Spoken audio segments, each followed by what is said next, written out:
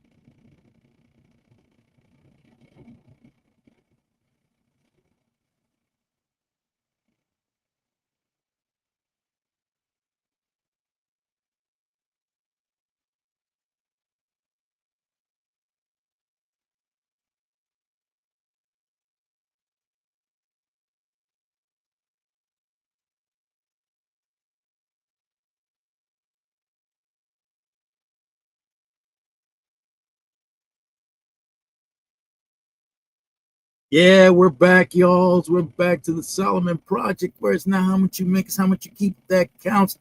I'm your host, Richard Burns. Welcome, Sunflower. How are you? We're action packed. Just check the audio. Welcome, Sunflower. How are you? Whoa! I guess the audio is working just fine.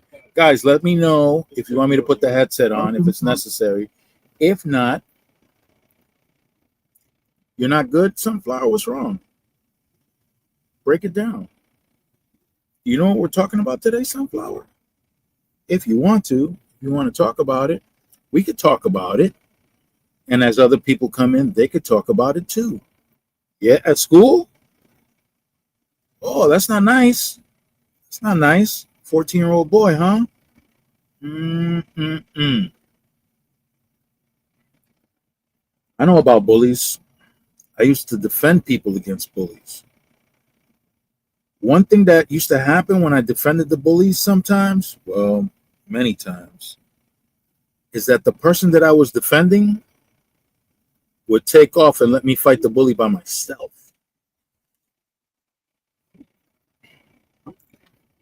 Not a comfortable situation. So today, I'm going to touch on three things: the Manosphere, farmers, and Argentina. What the heck does Argentina got to do with any of this? I'll get there. So the Manosphere is making waves once again. I want to show you one YouTuber that is part of the Manosphere that I enjoy listening to. Because the way he goes about it is very respectful. Here he is. Chisha Zed. Chisha Zed. Man, that's a tongue twister. For me, at least. Chisha Zed. Very...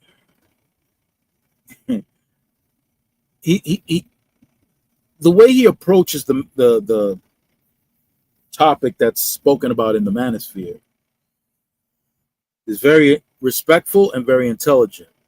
And I appreciate that. Something extremely, a matter of fact, the opposite end of people like Andrew Tate. So people like that, yeah, I'm not a fan of members of the Manosphere like Mr. Tate. Not a fan. But I wanted to open up this discussion with the professor. So if the professor pops in, I would love to engage with the professor on subject matter. Hi, Jeffrey. Happy Saturday to you, too. So, Sunflower, you don't want to go back to school on Monday? I don't blame you. Did you tell your parents about what happened? Did you tell your parents about the bully? Let me tell you what happened to me, Sunflower, so that you know. When I was going to school in Harlem, there was these two kids that And we're talking about, what grade was that? 3rd grade, maybe? I'll absolutely pray for you, Sunflower. And I know you may not want to fight, but you might have to do it, because that's what happened to me. I think that was in 3rd grade what happened. 3rd or 4th grade, I don't remember. What I do remember is this. I went home and I told my parents about what was going on. See, these two guys, they like to pair up and kind of muscle their way into situations.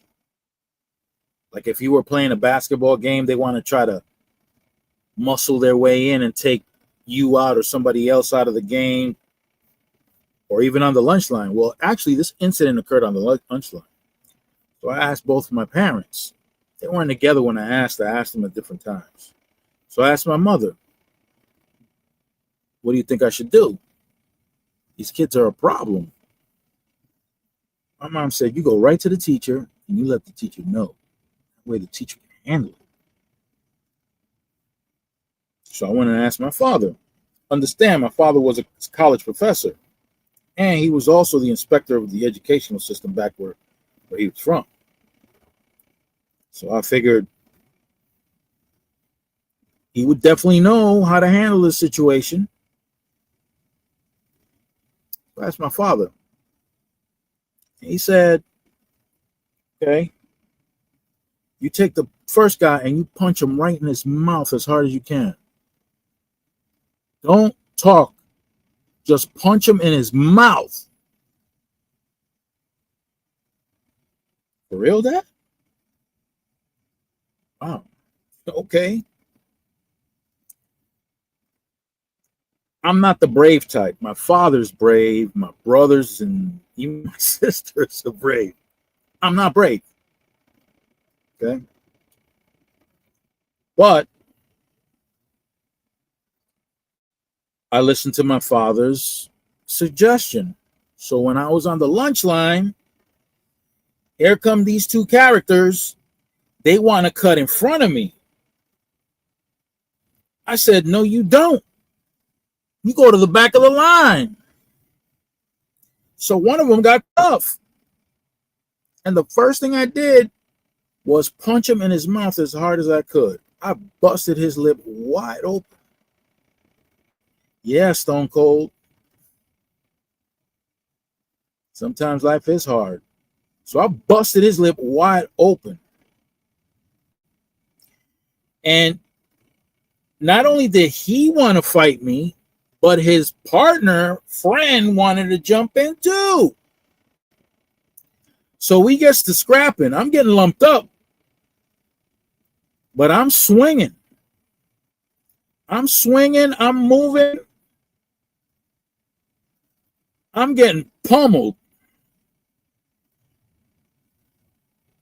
What I'm doing as I was told, and I was defending myself. Of course, the fight got broken up. I forget how, I forget what teacher did it, but yeah. Teacher stepped in. Said, what are y'all doing? Cut it out. We weren't sent to the office, none of that. We were all separated. We all got to eat. And interestingly enough, that was the last time they tried to muscle their way around me. Yes, Stone Cold, self-defense is honorable. I agree with you 100%. Now, in the environment that I grew up in, it wasn't about winning or losing a fight. It was about whether or not you were willing to defend yourself. Once they were aware that you were willing to defend yourself, and they backed off, they got friendlier. Yeah, Sunflower, there's no shame in busting somebody's lip.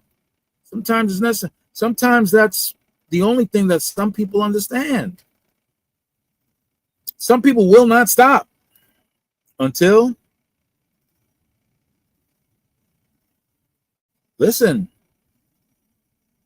if the teacher looks, it sounds like the teacher's not paying attention to what the bully is doing, and they're letting the bully do whatever they want. But that doesn't mean that you have to allow yourself to be a victim. You don't. I'm not suggesting that you fight now. All I'm saying is that sometimes you can't walk away from a situation. Sometimes you got to put your dukes up. Sometimes you got to bust a lip or two.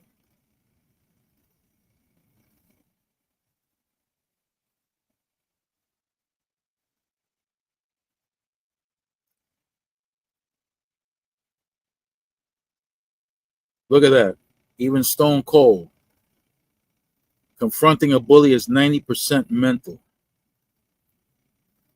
There you have it. You have it.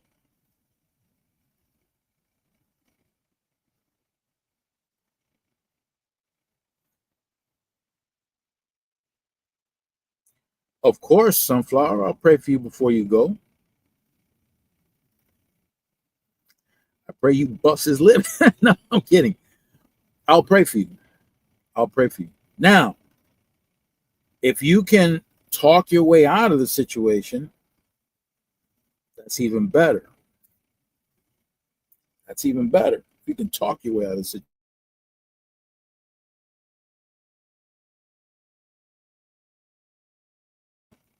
As if, not to talk your way out as if you're going to say that you're scared. No. You don't want to do that. You don't want to give the impression that you're scared.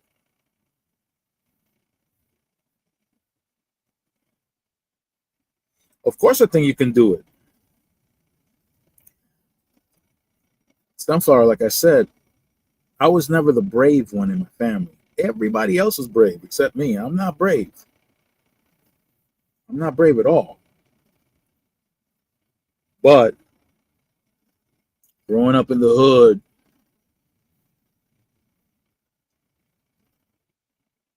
can't walk away from everything. You got to let people know that you will defend yourself. That's all. Usually, once you let them know that, they don't bother you anymore. I don't know what it is. I think maybe it has something to do with making sure that if something were to happen amongst everybody else, that you're not going to run away and let everybody else fighting by themselves. Maybe. I don't know. In New York City, I moved a total, and I counted, I moved a total of 30 times. Every time you moved into a new neighborhood, actually, I moved into the same block twice. And even after I came back to that block, it's as if nobody knew me. And every time you moved into a new neighborhood or a new block, somebody was going to test you. It's like going to jail. When you go to jail, somebody's always sent to test you to see what you're about. And if they think you're a sucker, you're going to become a target.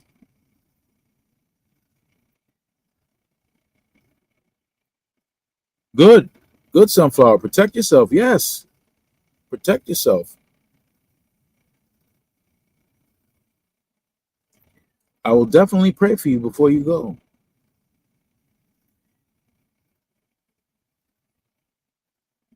The bully might still bother you after that, but nowhere near as bad.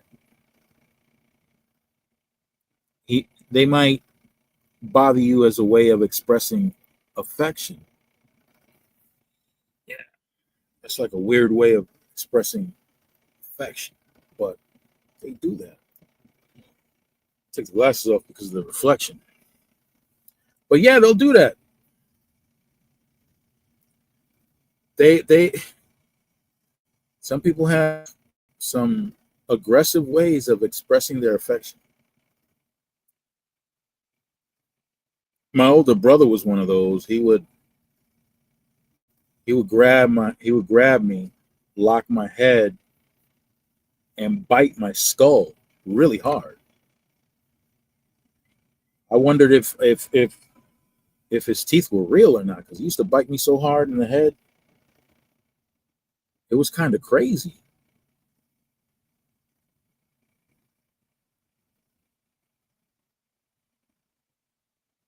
I'm gonna leave the Manosphere for when the professor comes in. If she comes in, she may not be feeling well. All good. All bueno. The farmers.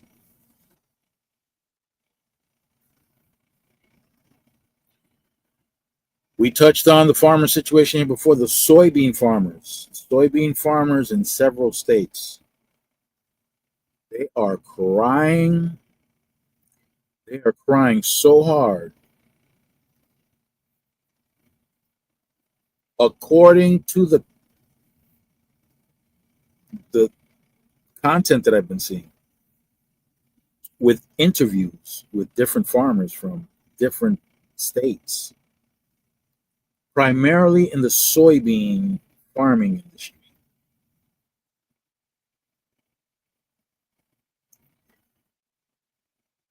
They're crying for help. But here's the thing. These farmers these farmers have been recorded in other videos at other times complaining about people who take handouts from the government, saying that they should pull themselves up by the bootstraps.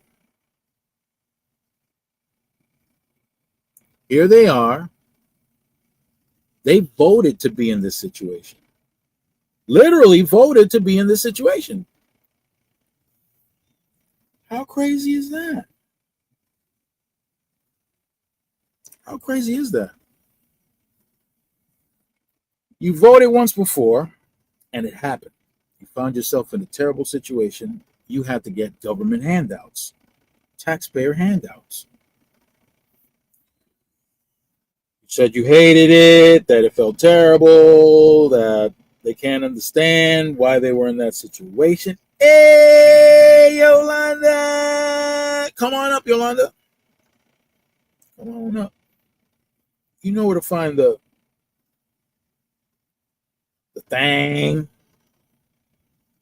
You know where to find the thing. The link. It's up there on the top. And they voted for the situation again.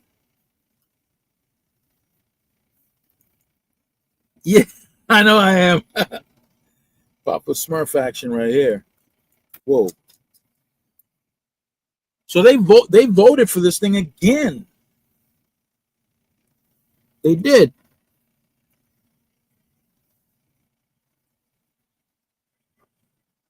How can you feel bad for these people? Look, everything was spelled out for these people. Everything. They didn't go into the voting booth, yeah, the voting booth, uh, without. Oh, um, I'm in Texarkana. I think I'm in Texarkana, Arkansas, not Texas, but I'm right on the border because Texarkana is that type of city where uh, they share the same name right along the border of Texas and Arkansas. So that's where I'm at.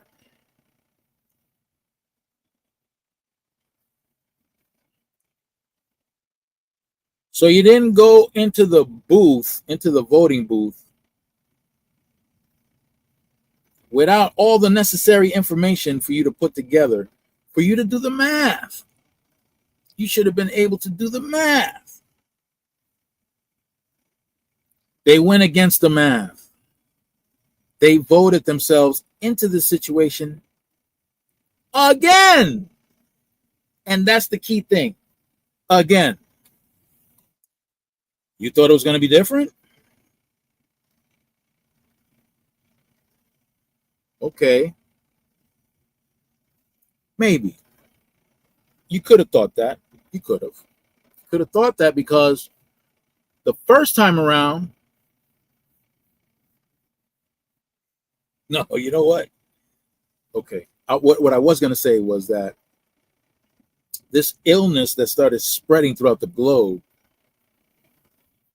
might have been your reason to think that it was different. But now that I remember, no, because it was all about the tariffs. Because the tariffs were being used back in the first go around, and it went terribly. That's what's being used again. And it was mentioned before the elections. It was mentioned before the elections. It was being broadcasted throughout the entire country. We're going to nail a bunch of countries with tariffs. That was the same thing that caused you farmers to have problems back then. Back then. No, Queen, I'm not at home. I don't get to go home that often. I'm in Texarkana. I'm about to enter your old stomping ground, state of Texas. I got a delivery to make near Dallas. Matter of fact, I'm gonna tell you the name. Tell you the name of the town. Got it right here.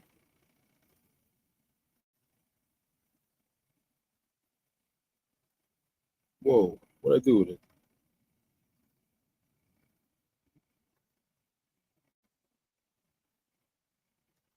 That ain't it either. What the fruit flavor?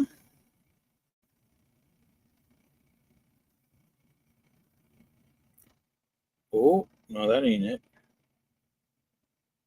That ain't it either. That's definitely not it.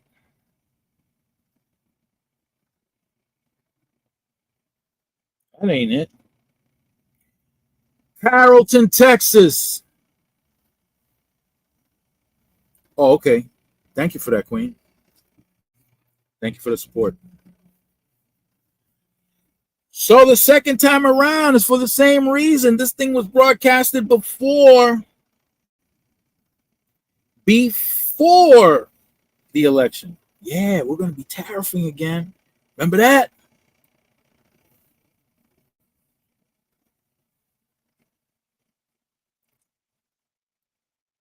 From the economist that I keep in contact with.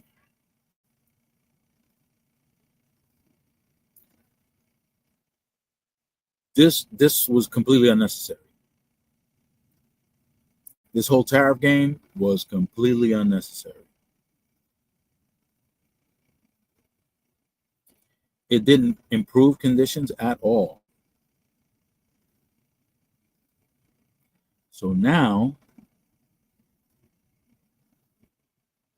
oh, okay. So you know exactly where I'm going, Queen. Yep, I'm going to Carrollton. So now these these farmers, especially the soybean farmers,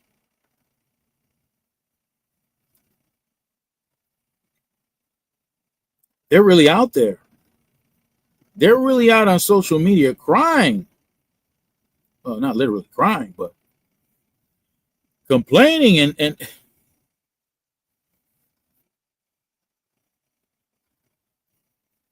are they trying to get sympathy from everybody?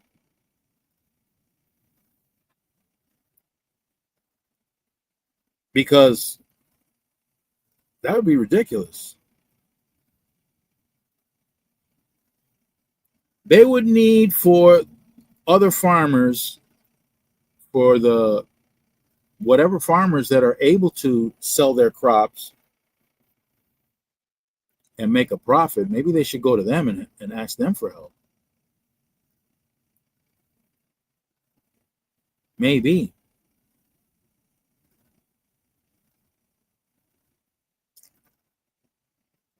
They're all of like mind. Well, not all.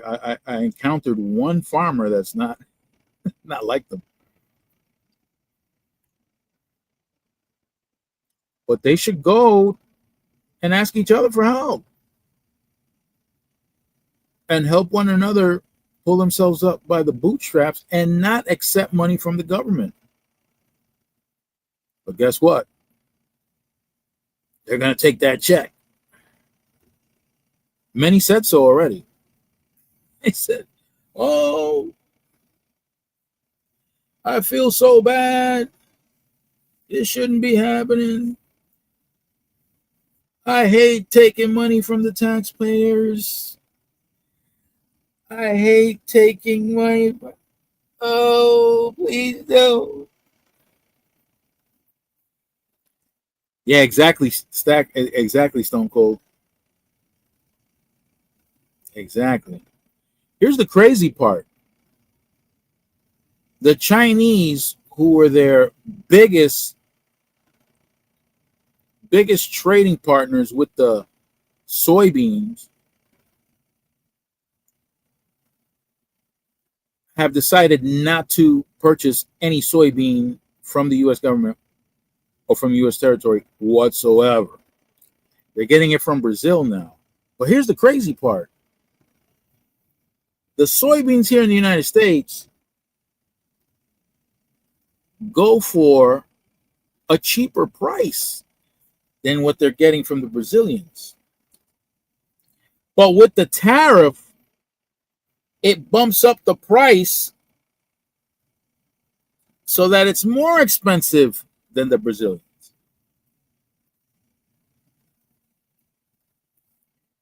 The sad thing is that it's a crop, it's a plant. It's got to be harvested by a certain time. It's got to be shipped by a certain time. Otherwise, it degrades.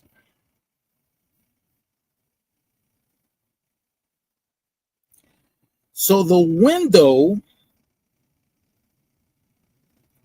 to get that crop harvested, packaged, and shipped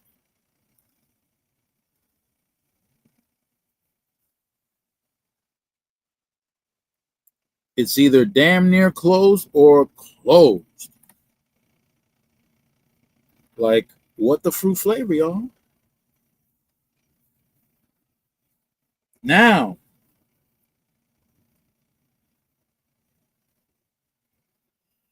I have heard a particular expression on more than one occasion from more than one economist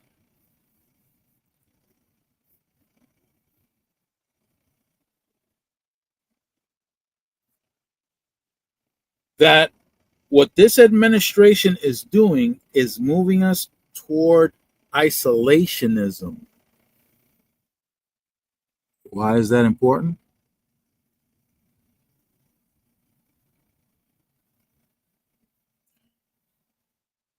This is where Argentina comes in. Argentina has been implementing policies for a long time throughout many administrations that they've had of isolationism. And guess where it's gotten them economically?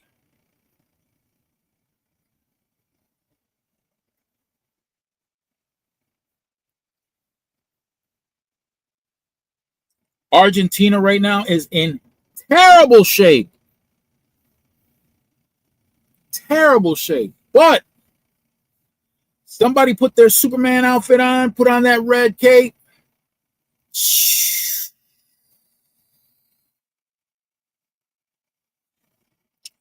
And came, did they come to Argentina's rescue yet? That's the plan. I don't know if they executed the plan yet or not, but that is the plan. Guess who? The U.S. government is going to Argentina's rescue. I wonder how the farmers feel about that. Interestingly enough, China is also purchasing from the Argentinians. I wonder if the farmers knew that.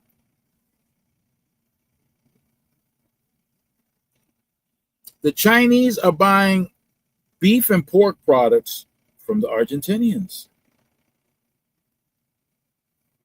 Now, I don't know if they refuse to purchase beef and pork from the U.S., but they're getting it from the Argentinians and once again the Brazilians. I have to drop it, Yolanda. I have to drop the knowledge. I have to let people know what's going on.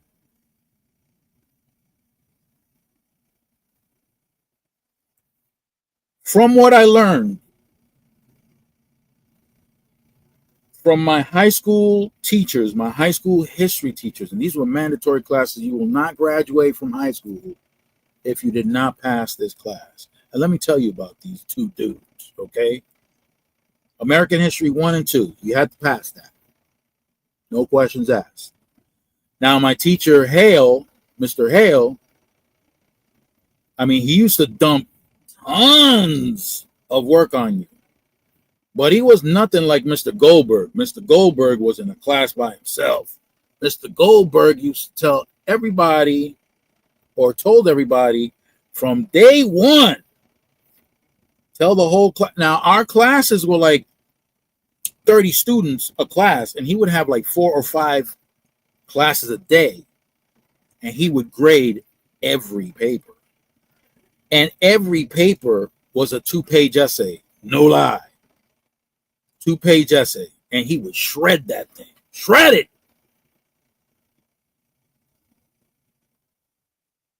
Oh, wow. Tomorrow morning? Whoa, Brandon. That's crazy.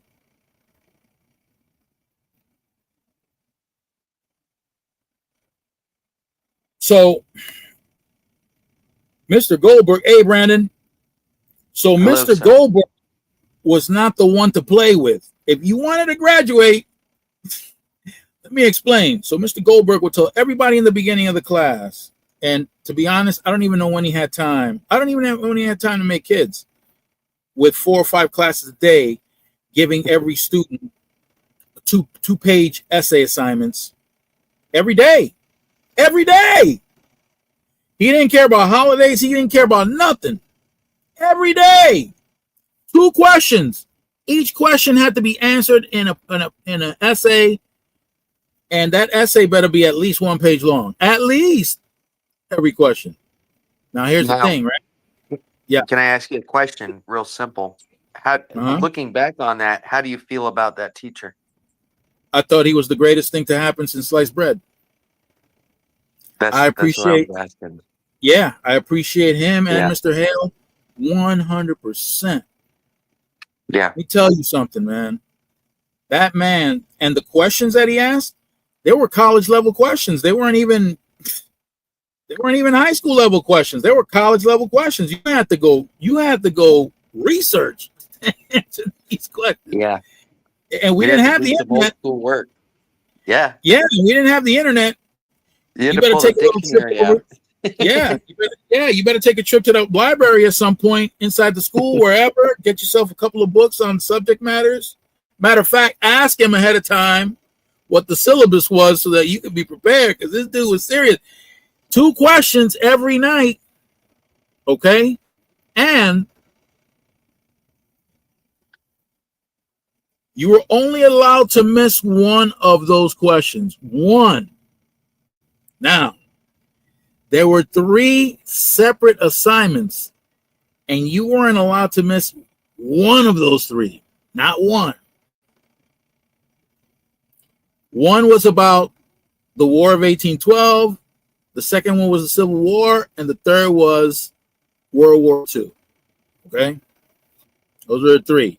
You couldn't miss not one of those. Of course, the one of World War II was later on in the semester. But if there was only 2 weeks left of the semester and you forgot that assignment for World War II, He kicked you out. You weren't graduating. You were gone. So the first time in the regular homework assignments, what he does was he stand in front of each column, and everybody from the back would pass their assignment up front until they all stacked up in the front. And he would stand there and look through and just to see who didn't handed one in. Every column, he would do that. The day came, somebody didn't have their assignment. Whoop! Mr. Such and Such, please stand. Luckily, it wasn't one of the mandatory ones. It was one of the regular ones. And he would grill them right there on the spot. And he didn't want to hear it. This guy was a war veteran. He didn't want to hear it. Yeah. Very professional. No excuses. No excuses. Very professional, but he didn't want to hear. He wanted to hear what kind of nonsense would come out of your mouth so that everybody could hear it and he could let everybody know, because he would tear down that excuse and let everybody know, okay, now, if this were one of the mandatory assignments, I don't care if you're in the hospital, in the operating room, you better have that assignment in your room so that a loved one can come pick it up and bring it here to me, because if not, you ain't graduate. He didn't care. Yeah. This guy was like a drill sergeant from the military. Yeah. And he was a war veteran. So yeah, he didn't want to hear excuses. So here we go. But wait. But going back, you just said that he was one of the best teachers you've ever had in your life. Absolutely. Exactly. Absolutely. But this is just, I'm painting a picture of what these two teachers were all about, so that you know how meticulous they were. And what I learned about the Great Depression was that the Great Depression began in the farmlands. That's where the Great Depression began. It was the economic downturn that the farmers suffered that eventually worked its way through the economy. The Dust Bowl. You're referring to the Dust Bowl? Oh, not just the Dust Bowl. The imbalance that was occurred between World War I and World War II. Because during World War I, while Europe was going crazy, fighting and all this other stuff, they weren't producing. So the U.S. was producing.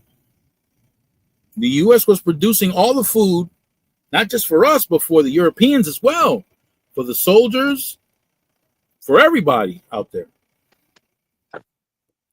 But once the war ended, guess what? Production, all of a sudden, there was an overproduction of food. What do you do with that? Try to sell it. Well, here's the situation right now. So now you got these farmers, primarily the soybean farmers. Well, not just the soybean farmers. You got some cattle ranchers. Yeah, but they're the number one. They're stuck right now. Soybean guys. Soybeans number one, yeah. They're getting no love from the Chinese, none. But it is crazy how the administration is coming to Argentina's rescue. How so? And again, huh? Financially. How so? Financially. I don't know how many billions of dollars. Yeah. You didn't hear about that? No, I didn't. That's what I was asking. Let me find it here.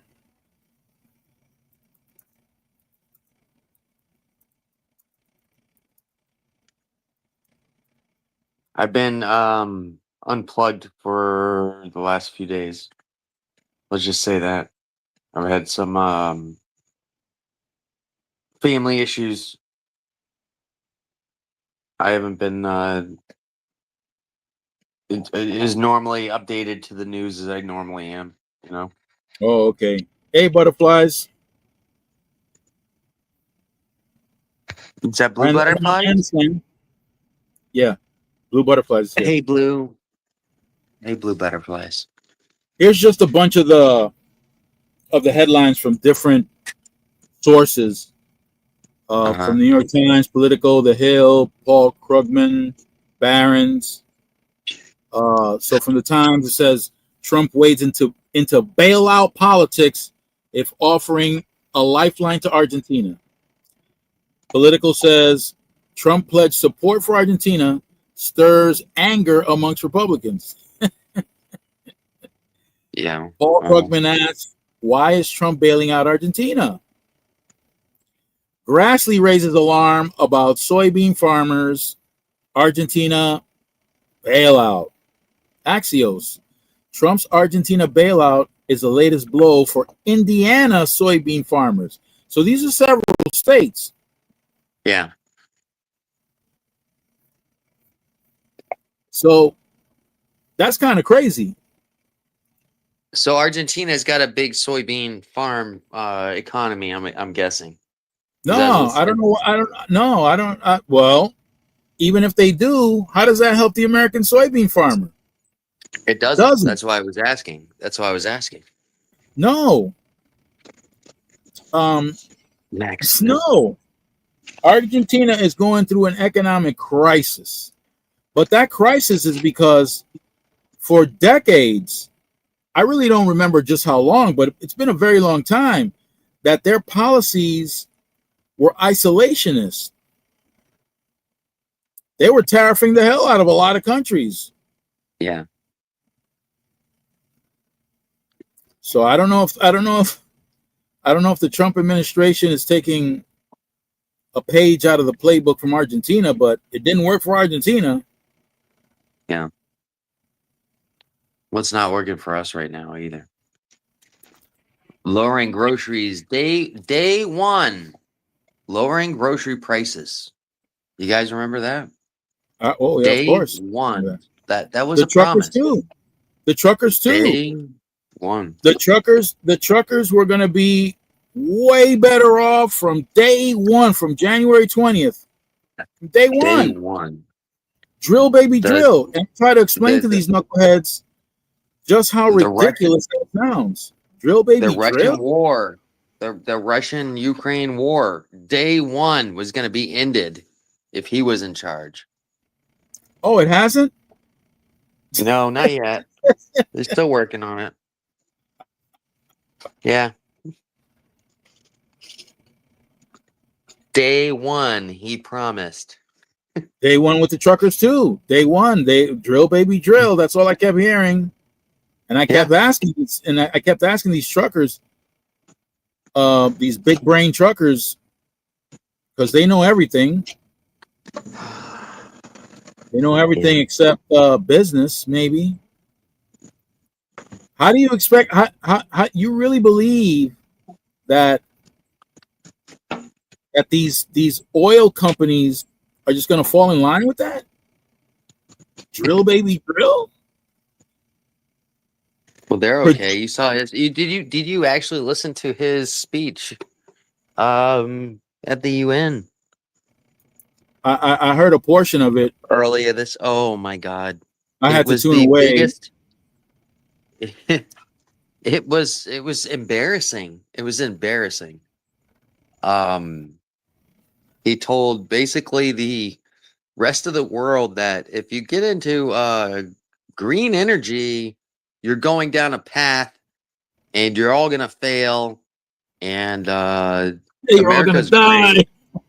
Yeah, it was embarrassing. It was honestly, I watched it and I was like, oh my God, this is the most embarrassing thing. And I think I commented to you, I was like, the most of the world probably views America as a bunch of freaking idiots. I got family that live in a number of different European countries, Yeah. Well, and the I opinion that have these Europeans have, not good. Yeah, no, I've got other content creators from around the world, and even in the United States, and everybody's going. We're just going. Psh, you know, It's slapping it's their it. forehead. Yeah, Yes, it's like you you can't got to believe be it. effing kidding me. You know. Butterflies. The price of gasoline has gone down. Oh, I forgot to. I'm gonna pump this out. I forgot Yeah, to. go ahead. Sorry. There you go. Yes, it has. But see, that was a big issue for the truckers. The price went down, but the price started going down before this administration came in. So it was already on a downward trajectory. But here's the thing. Even though the price has come down, it's still not as cheap as these truckers were claiming that it was going to be, because it was going to be drill, baby, drill. And not only that, the price of the fuel went down, but so did the rates that were being paid for the loads. So the truckers didn't win out. They're still in a recession. They've been in a recession for 4 years now. Truckers have been in a recession for 4 years, butterflies. There goes Brandon, sticking his finger where it don't belong.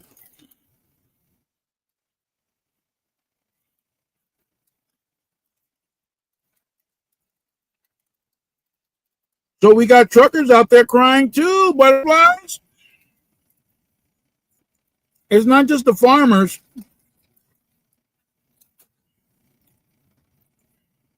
You got truckers going out of business left and right. Large carriers, individual companies. Yeah, a lot of people are in bad shape. But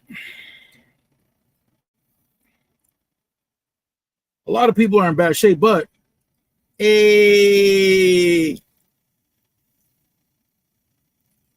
Richie. But thanks for coming in, man. Thanks for the support. I really appreciate that. I'm And sorry. now, I no, put my finger in the. I knew what you did with your finger, man. I knew what you did. I'm sorry. I have a tendency to do that. I was trying to read the chat, but I saw that Brit was in and Blue Butterflies. Yep. My So favorites, some of my favorites. butterflies. So these guys got it terribly wrong. Terribly wrong. Once again, these people were not doing the math. Or if they were doing math, they weren't using the correct equations. Because that's how Or they math didn't care. is. Or they didn't care. You could know how to solve certain problems. Hey, Jamal. Jamal Hey, Williams? Cora Bill. Yeah. Bill Carrar is my boss, and Jamal Farrar, I Williams. got to report your subordinate here. Uh-oh. He's been sticking his finger in the wrong places. Hey, Jamal.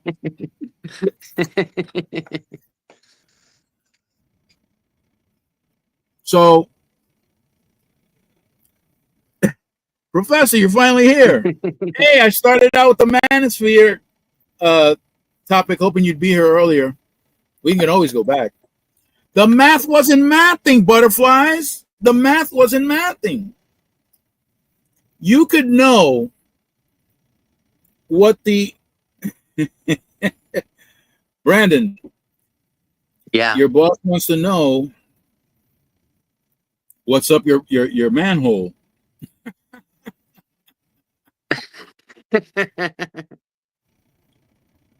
I'm having a rough day, Mr. Bill. Let's just leave it at that. Hey, Professor. Let's just leave it at that. Oh, and thank you, Jamal, for the private energy or the positive energy coming this way, man. Appreciate it. That's a lot of Will positive do. energy right there. Yes, Jamal is a big ball of positiveness, and I've known him. It was funny because I was just talking with him this afternoon on his live, and it was we've actually started at Oh the yeah, what were same you guys time talking about? about a year ago. Just going on, No? and you know, being live, and we both literally started our channels together almost a year ago, and Oh really? the fact, what's that? Almost a year ago? Yeah, yeah. I started in November of last year, and that's when I started. My first live performances were on here with you. Oh man, You trained me. I You feel gave me weird the about that. training. Is it giving you a funny feeling? Yeah, I'm getting like something's going on in my pants right now. Uh-oh. Me and Mr. Burns, Mr. Mr. Burns, Burns. Mr. Burns, Mr. Burns. Uh-oh. Ooh, You're we've breaking got stuff. a thing. Uh-oh. Professor! Uh-oh. Uh-oh. The boss is in the house. The boss is here. We gotta cool it down. You got to settle down. You Settle sneezed. down. Like I didn't even know you had went live. Hello, Oh yeah. friends. How are you? I'm wonderful, thank you. How are you? This has been a crazy week. Yeah, Oh man. That government I hear. shutdown stuff. No, Oh, Oh, yeah, that's right. Yeah. It's up to tonight, right? Nope. No, last night. I could have swore that they have until the 30th of September. What's that, I'm Tuesday? Yeah, because I'm supposed to go on vacation, and the rule is if you're on a government shutdown, it shuts even you taking your vacation. So What? yeah, so I'm pissed, Oh, so I'm just pissed off, yeah, for a lack of better terms. It's like these people messing with people's lives. Just come up with a resolution so I can take my vacation. yeah, yeah. Because if not, I Well, gotta go on to work every day until they figure this out. Or they'll furlough me, send me home without pay until they figure this out. And it's just stupid. yeah,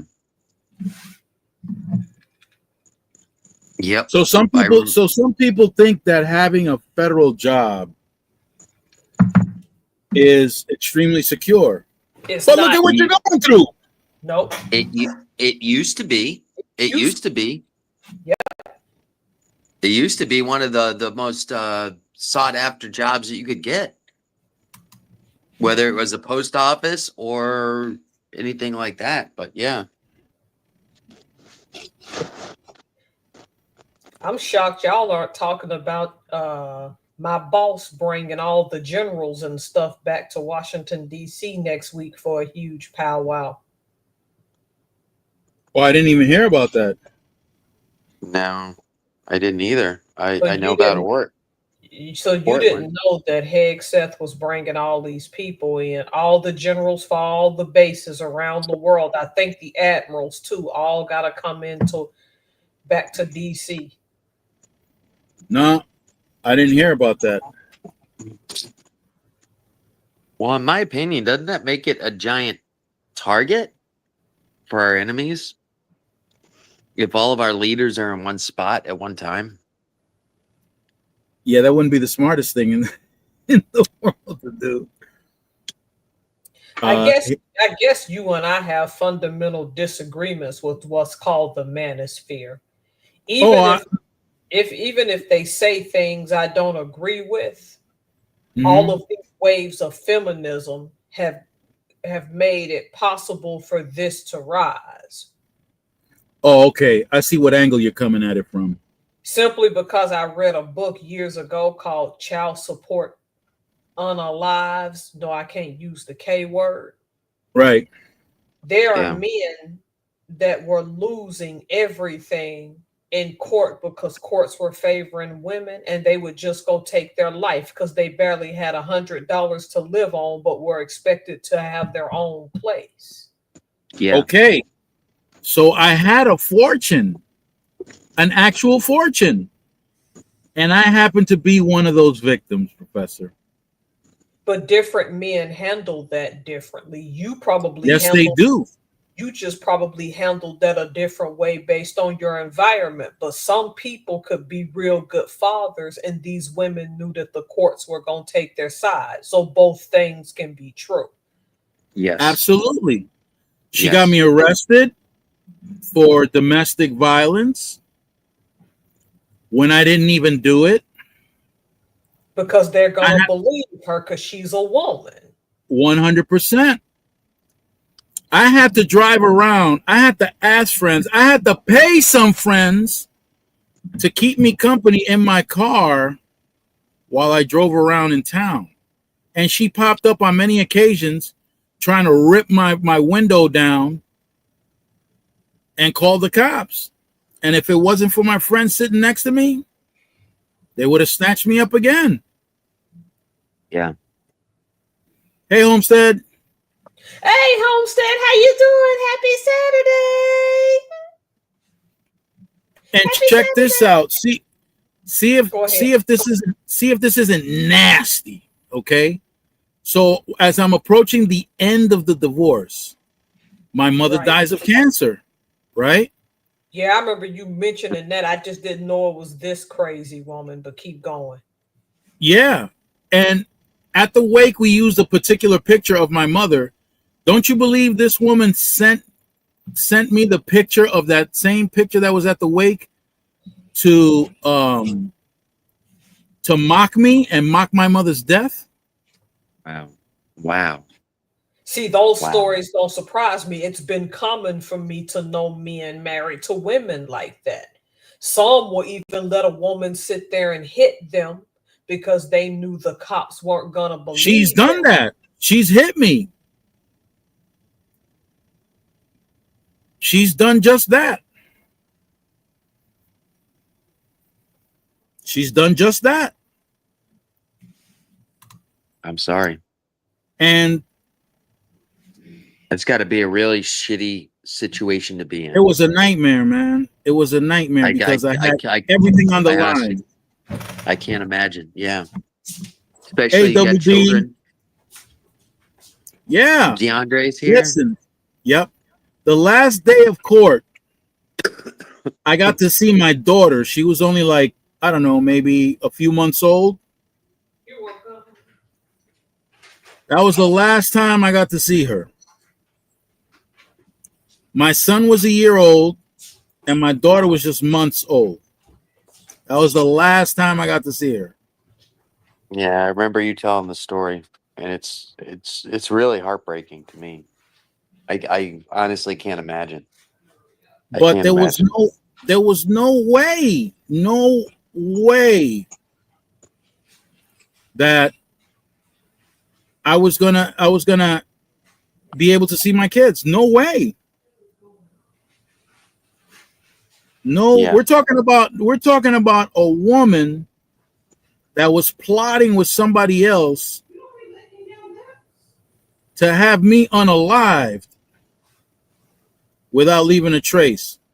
Her aunt called me to warn me about the conversation she had with somebody who she didn't know who she was talking to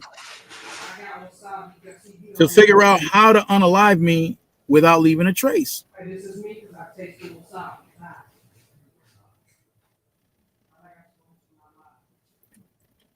I was in Dominican Republic at the time, and when I got back,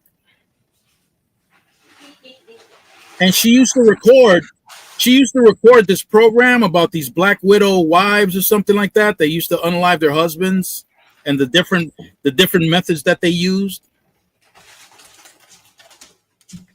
From that point on, there was no way. Normally, from that point on, there was no way I was eating anything that woman cooked. So I used to take the food with me to my job, and I would throw it out in the garbage. Yes, I remember you telling. I remember that story that you were telling, and that's a scary way to live your life, man. You It know, is. and I don't know, man. It's sad. It saddens me. It saddens me.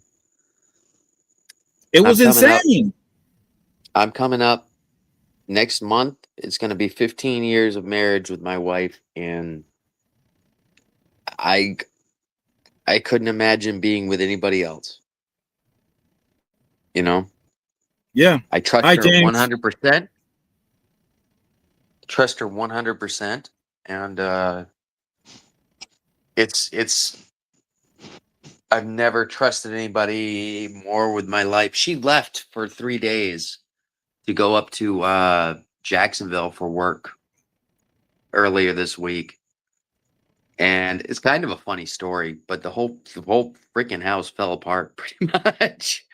Yeah. Um because she normally brings the kids to school and this and that, and I get up early in the morning, I call my boss, or I text them at like 6:30, and I said, "Hey, I'm gonna be late. I gotta bring the kids to school." This is Tuesday morning, and said, "Okay." And then I just sat on the bed waiting for them to get up because they're gonna wake me up to get them ready for school. And I wake up at 11 o'clock. I fell asleep and I just went out. And sure enough, I get up and I start yelling at them. I'm like, "Hey, why you guys not in school? Why didn't you come wake me up to take you to school?" And they were like, "Dad, it's a holiday. We got the day off." I was like, "Oh my God." I Whose lost idea of an a joke entire. was that? What's that? Whose idea of a joke was that? Oh, I don't know, but I lost a day of work, number one, and everybody, especially the excuse that I used, I got to bring the kids to school. Uh, that didn't fly because there were other people that had kids, and they were like, "There's no school today," you know. Yeah, I look like a major a-hole, you know, just not showing up for work. So yeah, Well, but thank God she's back, and yeah, yeah. Well, in my case wasn't very pleasant, man. yeah. Case wasn't pleasant. And understand this: the environment that I worked in was a hostile environment, a dangerous That was one. back when that was when you were doing the working for the jail, right? Yeah. Yeah. A double D. Hey, DeAndre, good to see you, What, bro. what you got going on, D? um, actually, I'm not at the house right now. Ooh, Probably know where I am is somewhere else this weekend. You're at the barber shop? ooh. No, I wish, but I had to come on and speak for a little bit. I wouldn't feel right if I didn't come up. Thank you, D. Thank you. It You makes a big welcome. difference. Makes a big I, difference. thank you. I had to come in and speak to y'all, see how y'all was doing, check in on y'all. Back to what I was saying on the Manosphere. You Yeah. look at all these darn shows, right? You're a Yep. man, and these women married you, and you find out that they're okay. Why am I echoing? Because I know, okay, there it is. And you find out that they are putting antifreeze. Because remember, antifreeze can mix in a lot of things back then. Now they're starting to Yeah. formulate it to where it can't. And you're thinking this person's in love with you, and they took you out with antifreeze. The point is the law hasn't caught up with abusive women. So these men are opting out. So I can't fully criticize the manosphere because they got valid points. From that perspective, yeah. What I don't really get into, because I showed you the channel just now. You saw Chisha said, right? Have you Yeah, ever seen him before? I've heard of him. I think he can take it too far. So that's why I don't, yeah. Oh, okay. So I've only seen some of his content, and the content that I have seen, he's done it respectfully. The one that I don't agree with at all is Andrew Tate,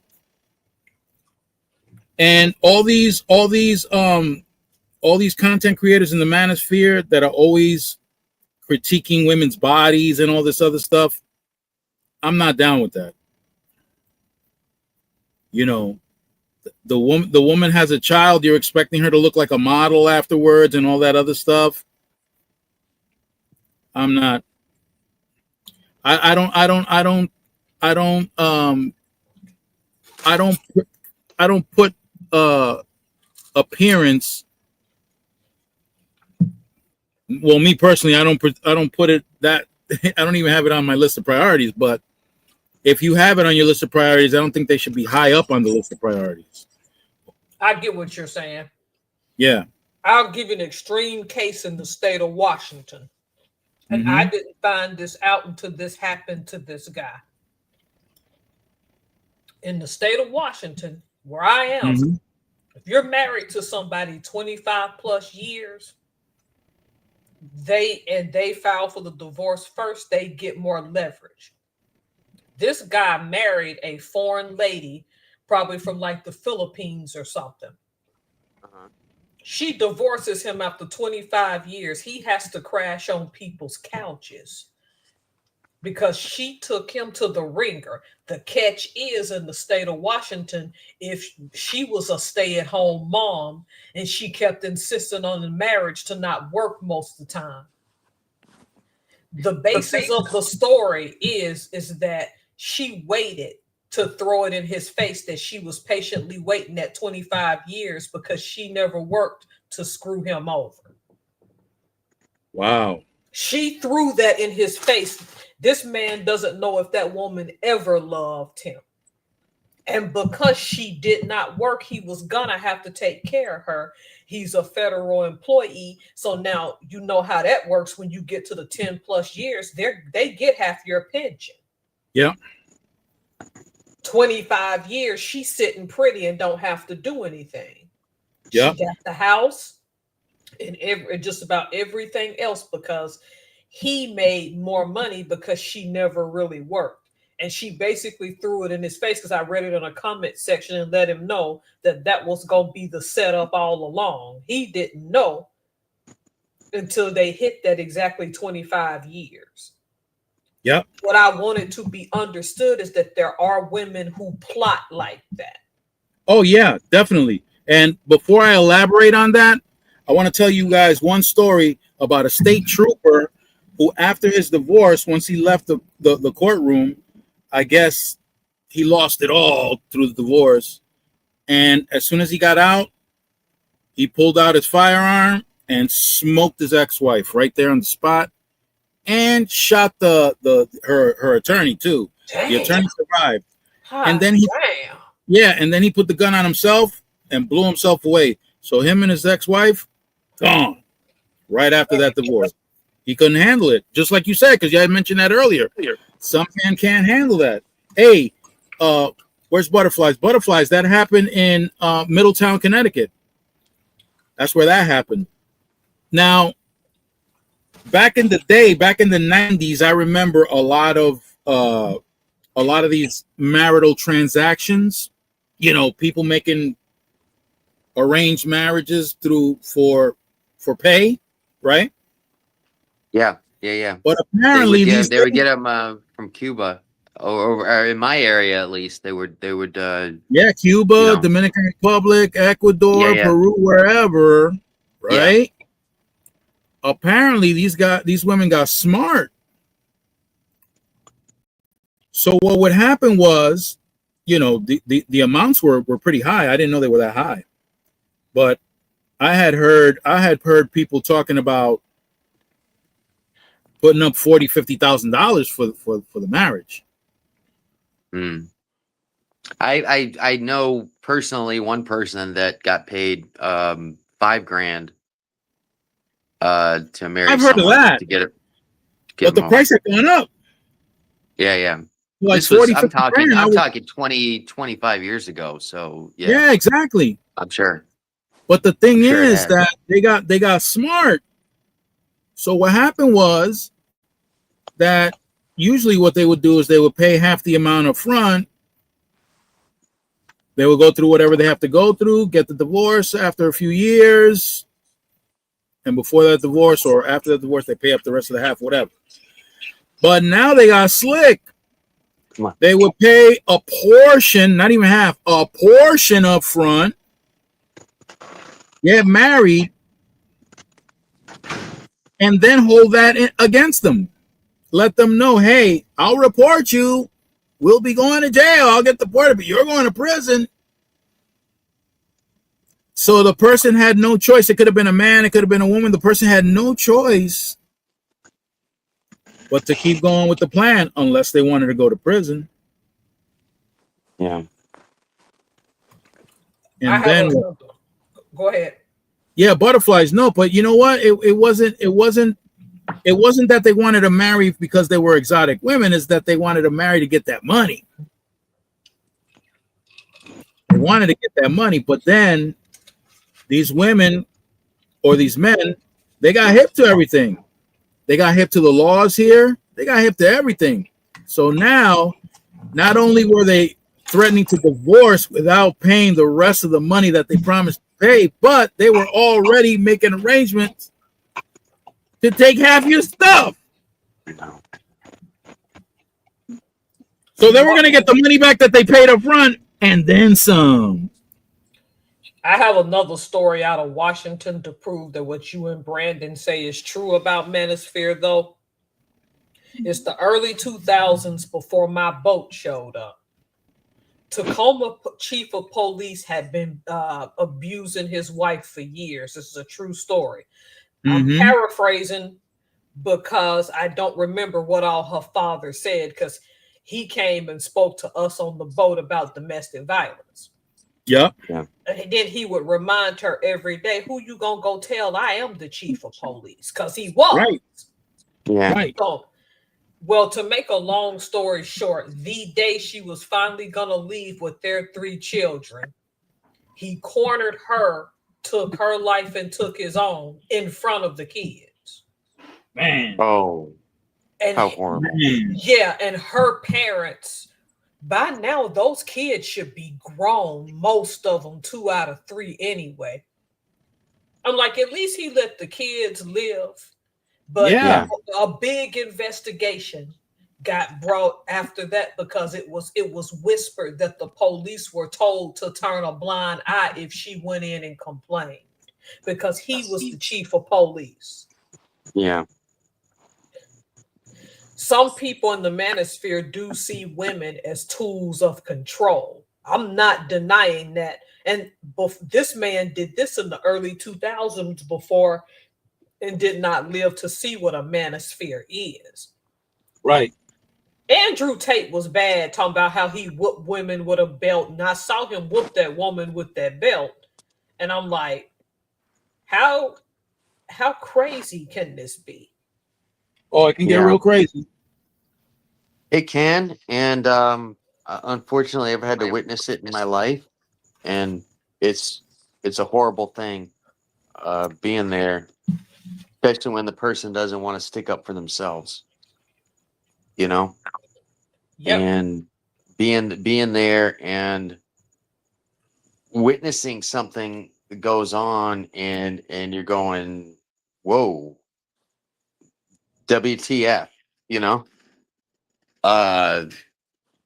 And even talking to that person on the outside or something, and they oh no, it's just like that sometimes. It's like, well that's it, but yeah, it blows it blew my mind, you know. I just And can't imagine being married to the chief of police. You can't go say nothing because you know he is the chief of police and pretty much encourage other cops to turn a blind eye. To this day, I pray to God every time I drive through Tacoma to go to the airport that I don't get pulled over. To this day, I don't trust Tacoma police. I don't. If you can cover something like that up, what the heck else are y'all covering up? And for all we know, Think about it. That was the Professor. early 2000s. Some of them officers are probably still on that force, and they knew. Professor, What? I was present when this attorney that used to prostitute herself used to service a client that was a chief of police that used to come over specifically to have access for child. Oh no! Oh heck no! Epstein stuff. Worse than Epstein stuff. Oh no! Oh heck no! No! Yeah. Yeah. Yeah. Yeah. Crazy. But yeah. She was a former cop, turned lawyer, and went back to prostitution because that's what she used to do before she became a cop. It sounds like a good movie. Well, that's what I was thinking. It's not funny, but I'm like, okay. It would sell some tickets, that's for sure. This woman sounds like One Life to Live, Days of Our Lives, General Hospital, and freaking Another World all wrapped into one big package. Her and her boyfriend were other worlds because her boyfriend happens to be the brother of a senator. Oh my God, this story sounds whack. If this is, are you making this up? At this point, I wish I were. Okay, keep going. I wish I were. A well-known politician too, a well-known senator. Not a small name, a big name. Yeah. Yeah. And outside of my home, I used to see so much abuse, women getting abused, getting the brakes beat off them for the stupidest things in the world. Yeah. The stupidest things. This guy I used to work with, who happened to be the brother of an ex-brother-in-law of mine, he would come home and dog his wife, man. I mean, talk. Oh my God, nothing was ever right. When she cooked something, he would find something to criticize about that food, throw it on the floor, mother F her in front of the kids, everything. Look, that kind of stuff did not go on in my house. My mother and father, from the way I was raised, from my perspective, they were both equals. Okay? They were both equals. Yeah. My dad didn't have more say or more power than my mother did. And vice versa. Yeah. So I wasn't raised. My father never laid a hand on my mother. My older brother, as crazy as he was, as violent as he was, never raised a hand at his wife. So I didn't see any of that. But outside of my home, ooh, Lord have mercy. Well, your mother did warn him not to eat that leche while it was cooking. Yeah, and he paid the price. Because that back end was putting out some mud. Yeah, but so some men in the manosphere, I don't know about them. I don't know about like I said, they do bring up stories legit. I understand. I went through it myself. This is a term that I'm not familiar with. Is the manosphere? Yeah, that's a whole genre of YouTube and social media content that's that's geared specifically toward men who critique women and their behavior. But I think some of them just need to be careful, because some of them try to box in all women into the same thing. Misogynist, would that be a good term to describe them? Yeah, big time. Mayor of Okay, New Haven right. fathered a child with a prostitute. He recently passed away, but he did adopt the child. Well, look at that. Butterflies, you know what? One of the customers that my friend there had was a judge from New Haven also. And this particular judge used to come up, pay her big dollars so that he can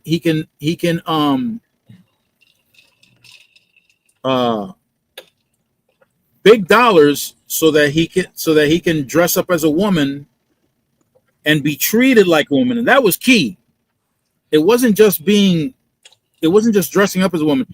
She had to engage with him like he was engaging with a woman, with all the manner, everything.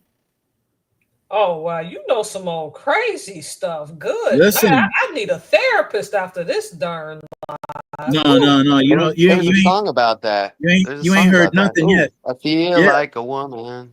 Yeah. You ain't heard nothing yet. There's so many things that went on. Shocking. You know what? I don't know if there are. Yeah, I mean, by now, the statute of limitations ran out on some of the stuff. Yep. Listen, let me tell you. Hey, growing up in the city, when I did in those neighborhoods, a lot of stuff went on. A lot of stuff went on. I know, I get what you're saying. I just wanted it to be understood that it's nuance. It's not so simple as like Andrew Tate, the mistreating. Right. You're right. And I'm like you, some of them triad wives, they just take it to the extreme too. Too much. Like, if my husband do this to me, I deserve it type of crap, and women all deserve to be treated like this and la la la. I get what you're saying. I'm saying that this is a response also to men knowing that they are in a system stacked against them, because what happens, and I can tell you from experience, I was raised by my single father and my single mother. Unless you want me to tell you, you can take a guess at which one did a better job with me. It was the man. We're now at this point where we now know that being a woman doesn't make you maternal. Is it possible that some men are better single parents than women? My answer to that, based on conversations, based on experience, is yes. I agree 100%. I know a girl, and I'll paraphrase what she said, that her mom in middle school, she ended up disappearing, and I never saw her in 8th grade or ever again, which her single father was raising her and her siblings. And the mom hated him so much, she wanted custody of them to spite him, not because she really wanted them. What the hell is that? I've seen so much of that. And because that nuance exists, I can't sit here and say that all women are maternal, because this girl knew her mama didn't want her, but she hated her ex-husband, which is the father, so much, who was nurturing and caring, that she wanted to. So for my theory on that is that man took his kids and probably changed their names and went into hiding, because she never showed up for 8th grade. We're fortunate now to live to where it's not like it used to be, where the courts would just automatically give custody to the mother. Yep. You know, they actually evaluate everything going on. They actually talk to the children too, which is another thing. My brother was fortunate to when he was going through his divorce, you know, his wife got into drugs. Oh, Lord. And Yeah. It wasn't pretty, but fortunately, it wasn't back like you were saying, where they just automatically say, "Oh, the mother gets the custody," you know.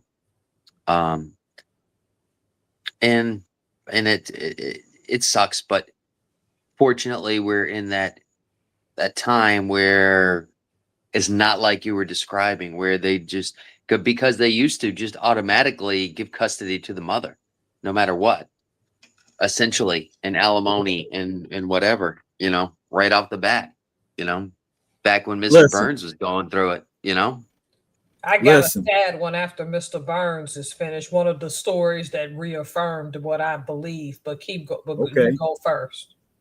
All right. I'm at the post office. I come out of the post office and I run into one of my martial arts students who happens to be a bail bondsman. And we're talking, and he gets a message and he excuses himself and says, he calls me sensei. He says, "Sensei, I gotta go. I gotta bail somebody out of the hospital." Bail somebody out of the hospital? What the hell? He says, "Yeah, apparently the guy just got out of surgery. He got stabbed up." Oh, Whoa, he got stabbed up and he's going to jail now? He goes, "Well, they're going to keep him there. They're going to cuff him to the bed, but I'm going to post bail for him." So what happened? Domestic violence. What? Domestic violence? Yeah. His woman stabbed him up. And on top of that, she told the cops, "Yeah, I did it. And no, he didn't do nothing to me, but I stabbed him anyway." So I asked him, "So does she go to jail too?" Nope.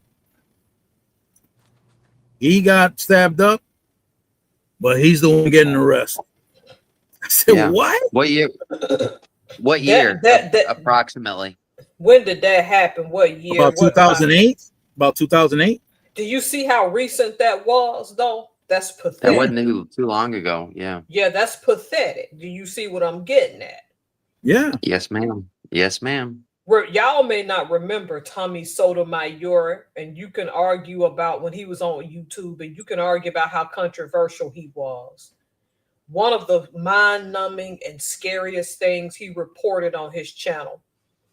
Young man is serving overseas. He had a baby with a girl that I think he was either married to or whatever. They had a son. Mm-hmm. He suspected that her live-in boyfriend was not kind to his son, but the courts took her side and couldn't prove it.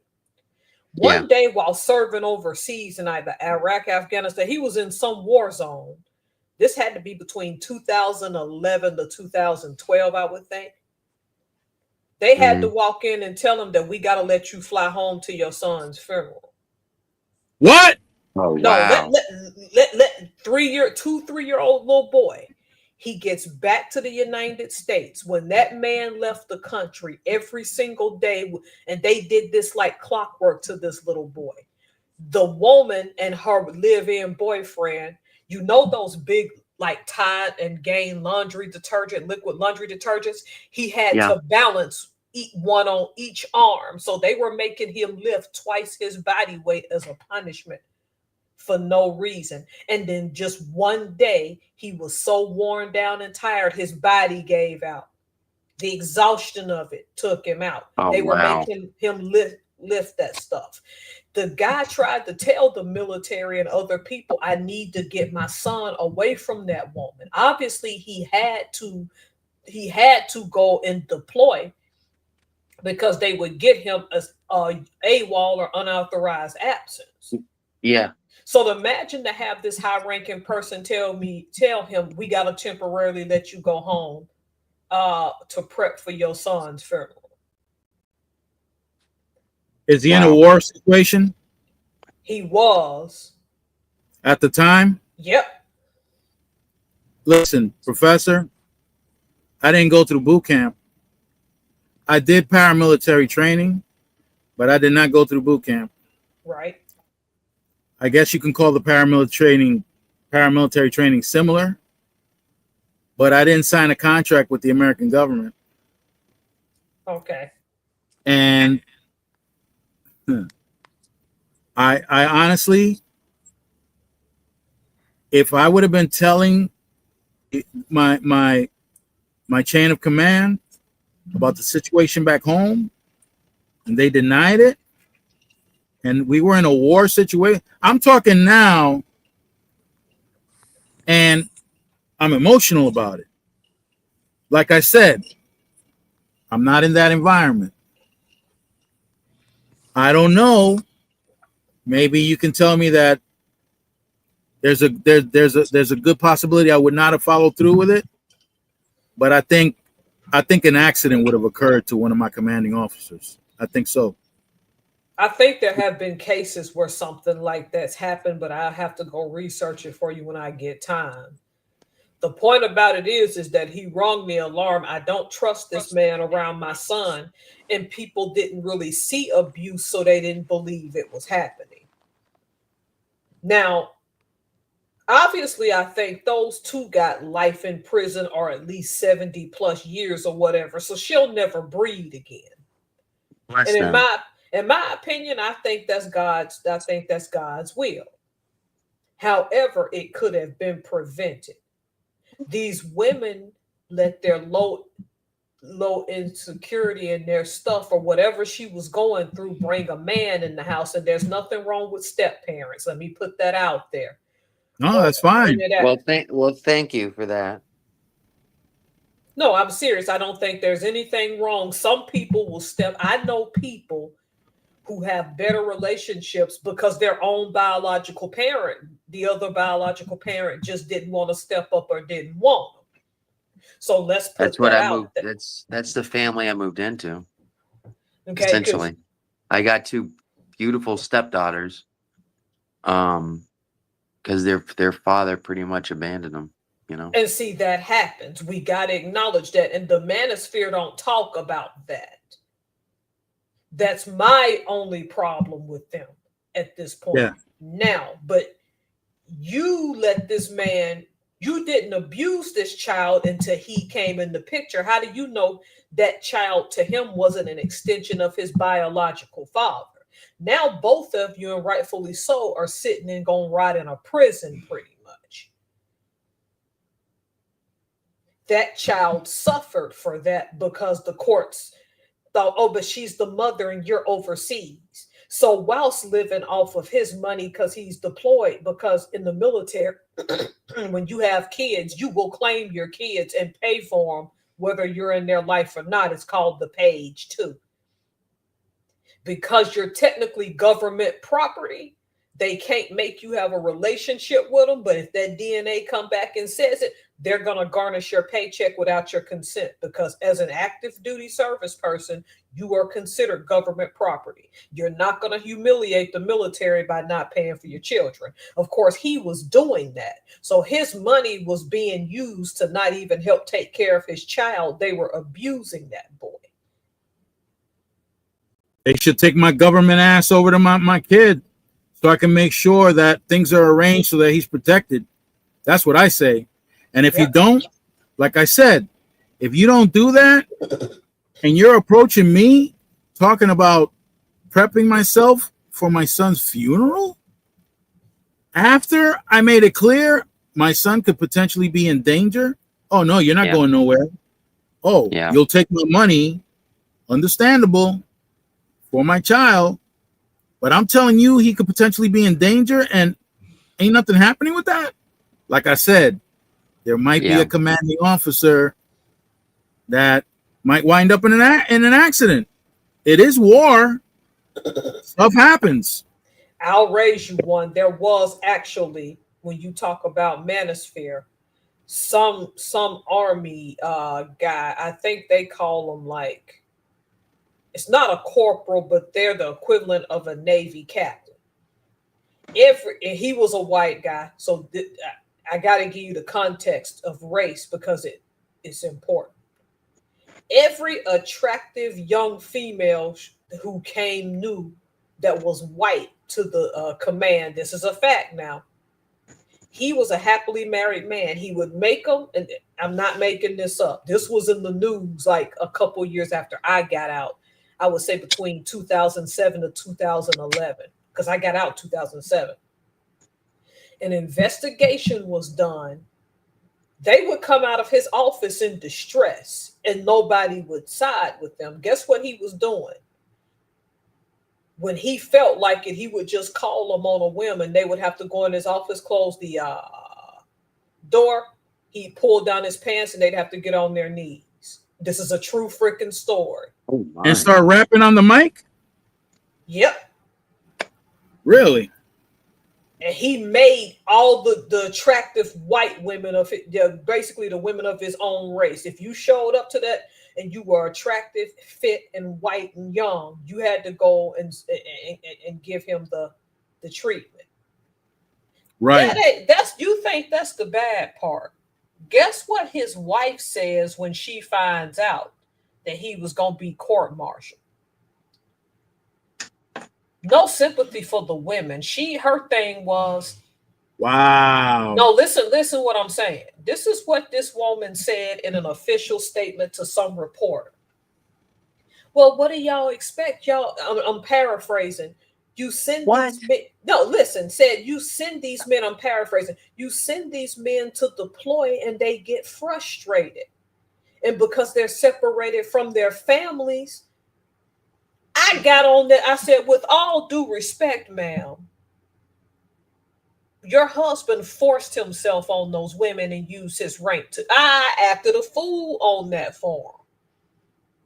And lots of people were thumbs up. It's like, it's not about getting y'all's applause. Do you understand that your husband psychologically damaged a lot of them for a long time, and trust is going a long time? Because he used the fact that they were the same race as him, young and attractive, and he would close the door and pull his pants down and make them get on their knees. Wow. You gonna tell me him deploying made him do that? No, he just a freak, and he used those girls. I'm gonna tell you, whether I'm in war or not, I would never commit those atrocities on anybody. And you hear about stories like during the Vietnam War, World War II, etc., when the soldiers would come in, even the Civil War, even here in America, where the soldiers would come in and just have rape their way. the women. Yeah, and it was thank you. I guess I shouldn't have said that word, but yeah, you get what I mean. But it's to me, that's just unfathomable. You have to have that in your brain before any of that happens. It's not what's happening before then. You're that type of person before you enter that situation. I don't know if that makes any sense. No, I get sense? That makes perfect a lot of sense. For all we know, he had been doing that for years at other commands. Them women were just too scared to come say anything. Yeah, or if any, it's a predator. It's just the predator brain, and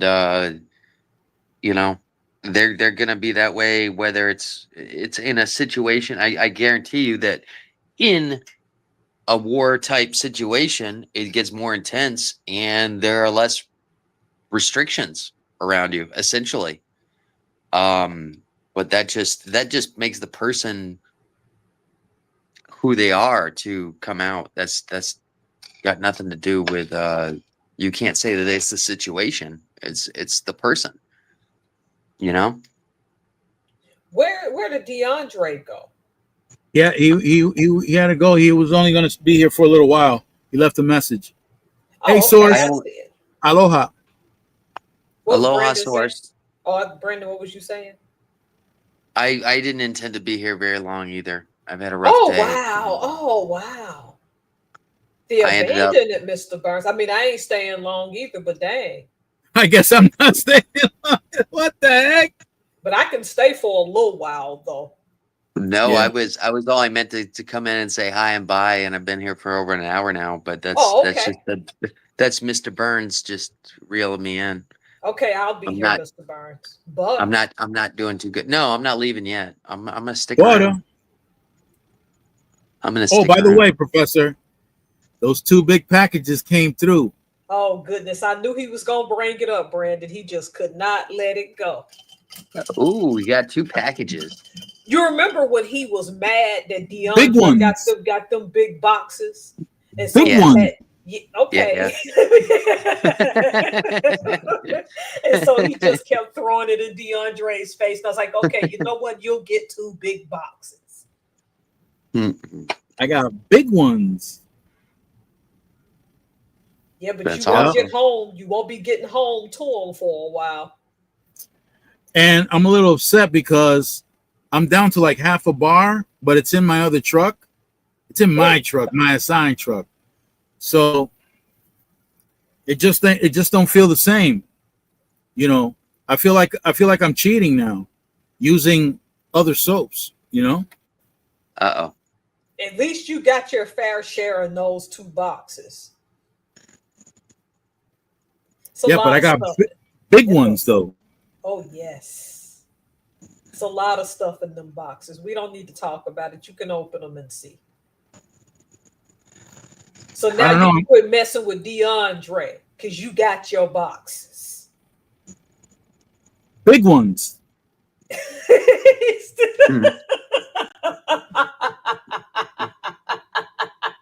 You still Yo, D, I love you, D. I hope you're still listening. he acting like it's Christmas when he got the boxes. You have no idea. I was grinning so hard. I was grinning real. I almost caught a cramp on the side of my face. Well, since he's gone, you know what I was looking at today. Speaking of DeAndre for the holidays, though I don't celebrate it, I was on Etsy looking at some custom jacuzzi boards. Oh, some Yes. coochie boards. Yeah. And I saw this one lady, I think she makes them. You can put your name. So I want to get DeAndre one that says DeAndre Dobbs, then established 2025. That would be awesome. Yep. And That it's would be not really that cool. yeah, that'd be really cool. We get him his own jacuzzi board. He needs that. I'm glad he gone so I can go and tell them the surprise. He probably won't play this back, but if he do, it'll be like, oh, I'm getting Nah, he ain't gonna play this back. It's gonna be like the source said. We're gonna try to fit 2 big square packages in one round mailbox. That's how it's gonna go down.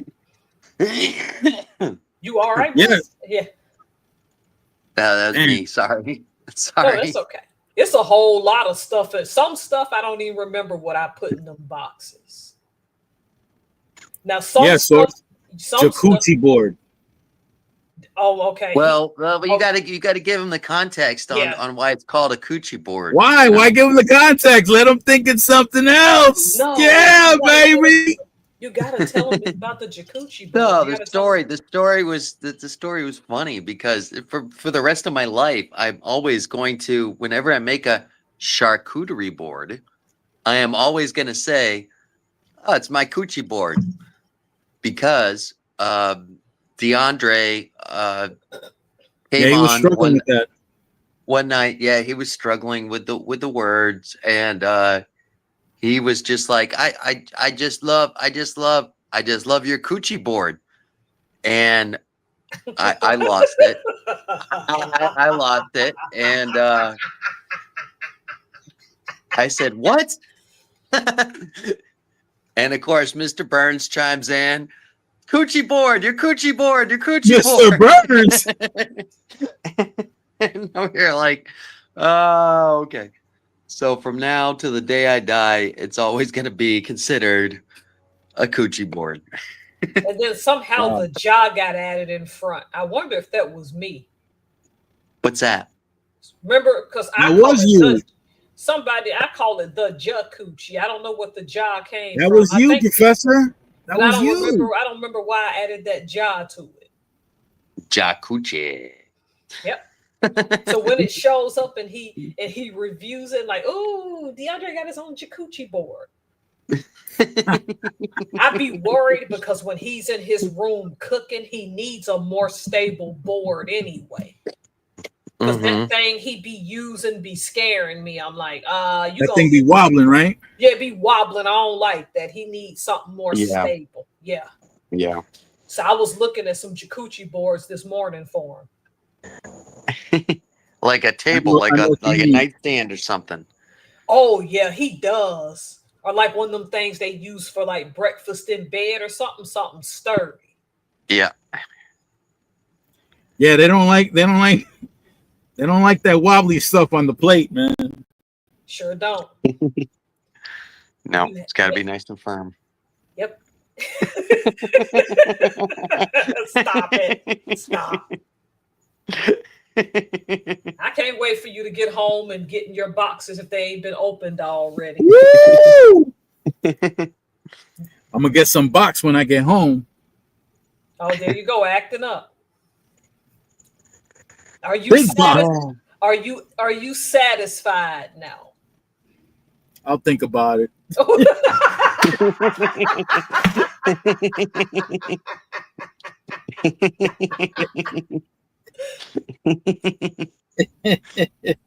We'll see. I don't want to give you the upper hand, Professor. I don't want to give you the upper hand.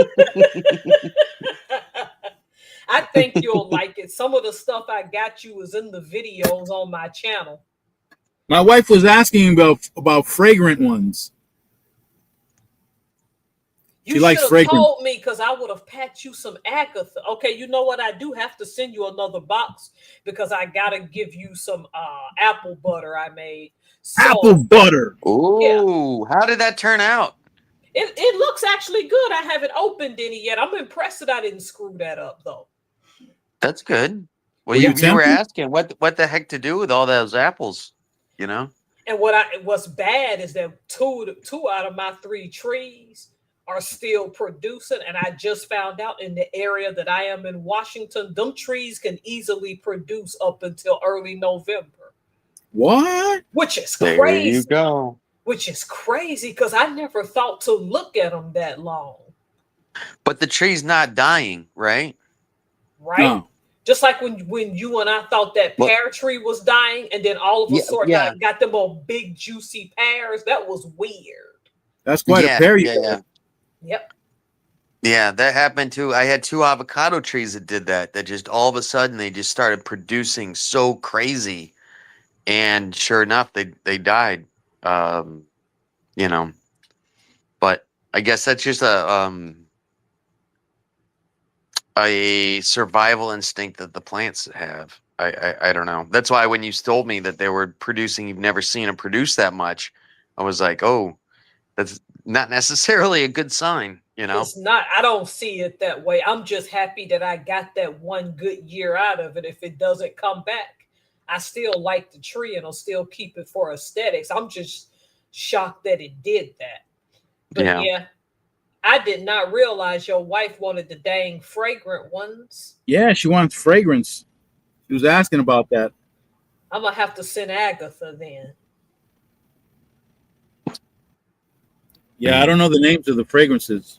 Yeah, my one girly, I've made more of men-centric soap than women-centric soap. And what I mean is the one I've been sending you is my plain bar so men and women can use it. But if I had known that maybe I did send y'all some Agatha and don't remember, but but next time I'll just send a batch of Agatha. Yeah, I want some fragrance for me. Okay, then I'll have to send you some blue collar baby boy. I got to figure out what I did with Mr. Debonair. I can't find it. Oh, I can send her some bronze honey too. Ooh, bronze honey. Man, this is something exotic. Why you picking? You should name one of your soaps the jacuzzi board. Yeah. Yeah. Maybe make it a musk fragrant. Yeah, booty scented. Yeah. No, see, now you acting up. See, I shouldn't have. See, I didn't think your wife would want the fragrant ones. I should have Yeah. sent you Well, some you know what? napkins. Honestly, I didn't think so either. I didn't. I thought maybe she might have acted all funny because it had a fragrance or something, allergies, whatever. We don't have skin allergies like that. Oh, okay. And I didn't want to offend anybody, so I just sent y'all the regular ones. Oh, go right ahead and offend us.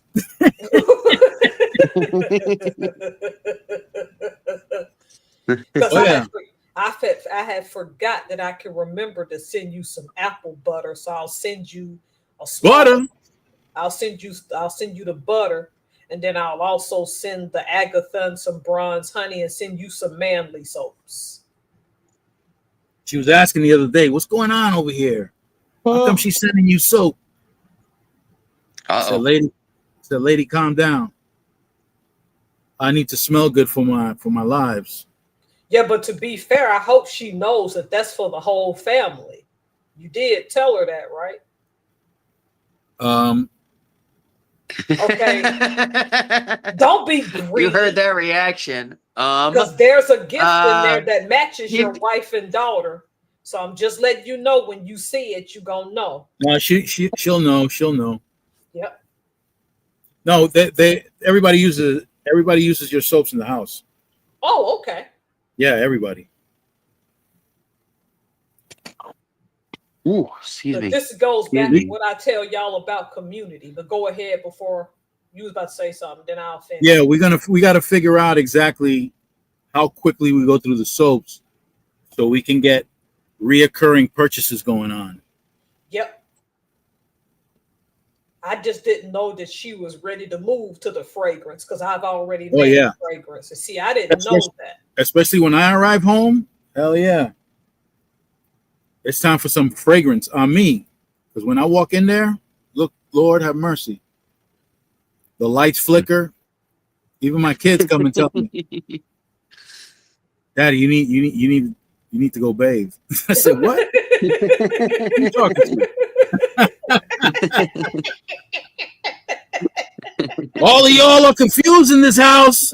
All of y'all.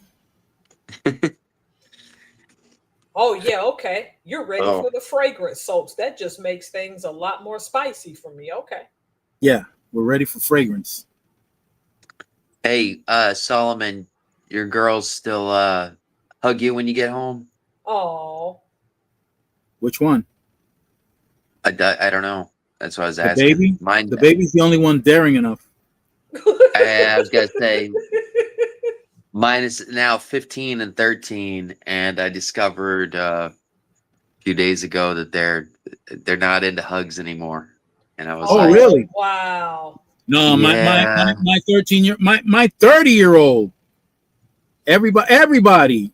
It's a custom for us. We hug and kiss. Well, yeah, my older ones now, but now my Good night, babies. butterfly.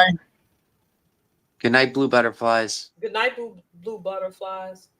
But yeah, my babies they're at the stage they're too cool for it. And hell no. My 30-year-old, my 13-year-old, it's a hug and a kiss for everybody. Everybody. Well, it's that way with my 20, 25, and 30-year-old right now, but I'm just saying with my younger ones, they're grown.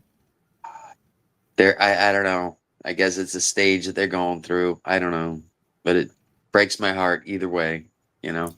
Yeah. Yeah, I'm sorry. They'll come back around though. Cali Bear in the house. When they get 20, you can give them jacuzzi boards as gifts. Well, I started singing on the way home, and I was like, all right, well, you know, we had to go. We visit my father-in-law who was in the hospital today, and hey, Cali Bear says hello. Cali Bear says hello. Cali, 420 in his area, no matter what time it is. Oh yeah. Yeah.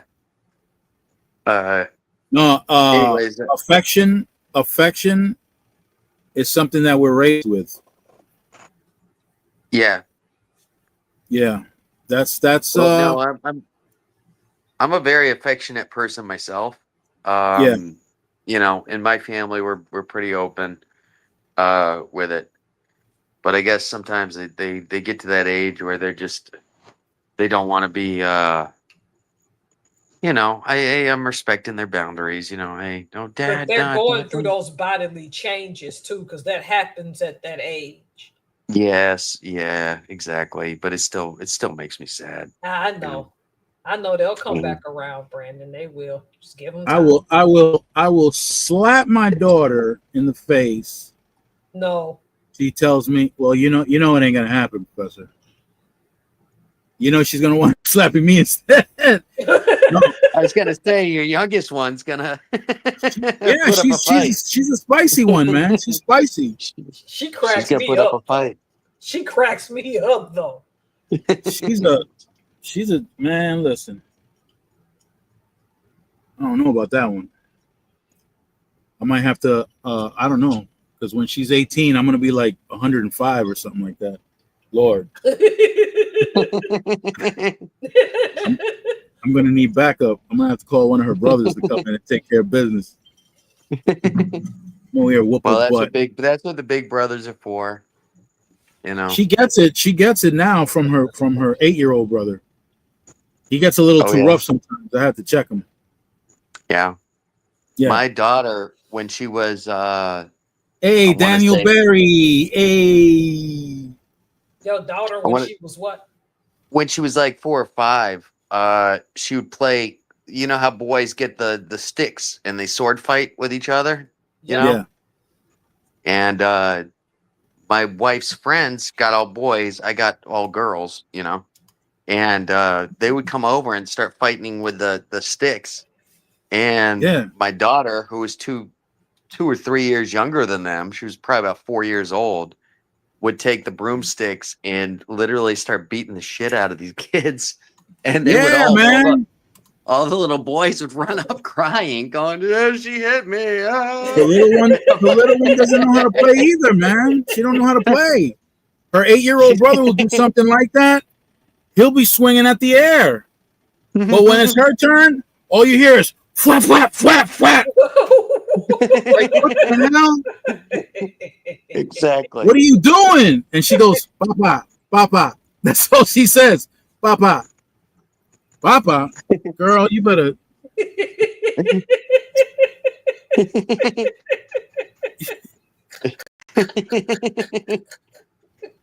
Yeah. And she's an adrenaline junkie too. Oh wow. Oh. You're gonna have fun with that one in the next 12 Man, years. I warned my wife. My My wife was youngest complaining stepdaughter. about the boys. My wife was complaining about the boys. I said, Oh, he froze on us. Oh. "You think boys Yeah, are I tough? had Listen." And she's already feeling it. She gets up in the morning. The first thing she does is go to the bathroom. She is screaming and hollering for her mom, Oh. running right behind her. But I mean, screaming like somebody just beat her behind or something. She can't be detached from her mom unless she's with her aunt and her grandmother. Then she's chilling. But when she's at home, she could barely cook, man. She's grabbing on her leg. She's telling her, "Listen, I gotta cook. Move. I don't want you to get burned." Blah blah blah. Like, what the hell?